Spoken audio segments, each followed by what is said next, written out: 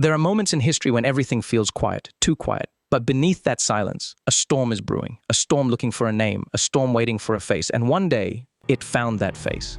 Not in a palace, not in the comfort of foreign parliaments, not in polished suits, but in a young man's fire.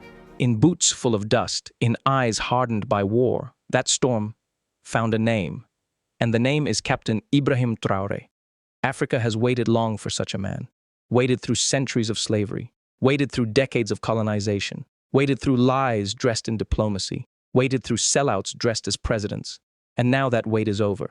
Captain Ibrahim Traoré did not come to negotiate with the enemy. He came to confront them. He came to call them by name, to drive them out, to say what no one else would say, to do what no one else dared to do.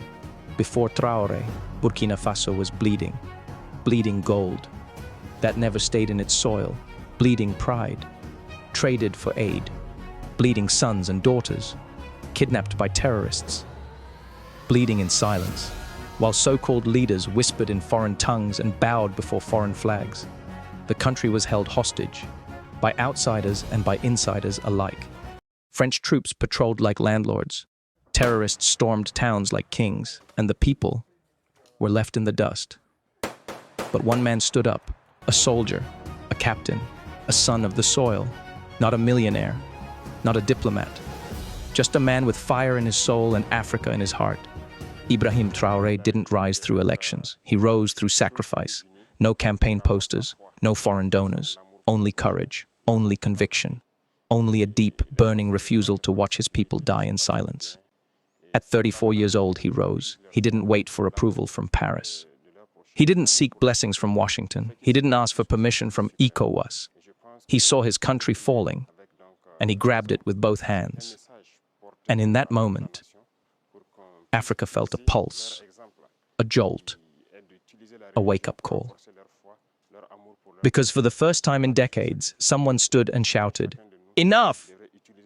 Traoré looked the empire in the eye and said, "Get out." He looked at the colonial flags flying over military bases and said, "Take them down." He looked at the game of international blackmail and said, "We will no longer play." He did not blink, he did not stutter, he did not bow, because when a man walks with the ancestors behind him, he fears nothing ahead. He expelled foreign soldiers. He ended military agreements designed to enslave. He nationalized gold. He funded his people. He fed the revolution, all in months, not years. He united with Mali and Niger. He cut the puppet strings of ECOWAS. He formed a new bloc, one built on dignity, on power, on African survival. But don't be mistaken. He's not just a nationalist. He's a pan-African flame. He doesn't just want to free Burkina Faso. He wants to ignite the entire continent. And that's why they fear him.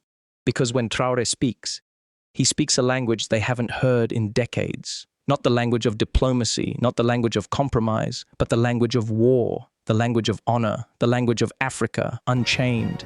He doesn't drive luxury cars. He doesn't fly private jets. He doesn't own mansions in Dubai. He sleeps in the barracks. He eats with his soldiers. He walks with the people. No filters, no bodyguards, no theater, just raw, grounded truth.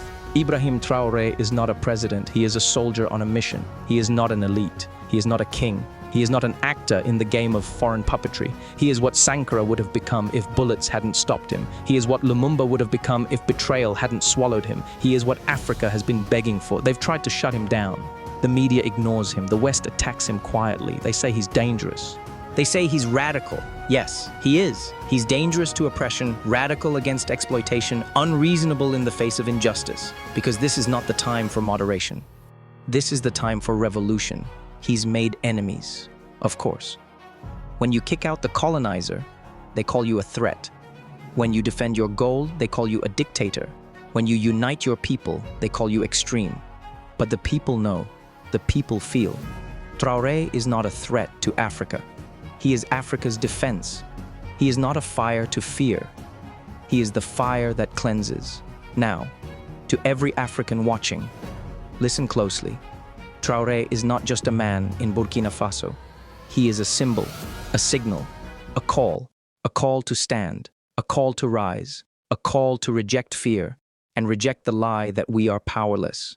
You don't have to be president to fight. You don't need a title to resist. Use your voice. Use your phone. Use your hands, speak the truth, spread the message, defend the dream. To the African youth, Traoré is proof that you are not too young, not too poor, not too weak. He rose at 34. What's stopping you? Don't wait for heroes. Become one. Don't bow to the system. Break it. Don't inherit chains. Burn them. The enemy is afraid. Afraid of a continent that remembers its strength. Afraid of a generation that refuses to be sold. Afraid of leaders that cannot be bought. And Traoré is just the beginning. If there are 10 more like him, Africa becomes unstoppable. So the question is not what Traoré will do next. The question is, what will you do? Will you just clap, or will you act? Will you just post, or will you protect?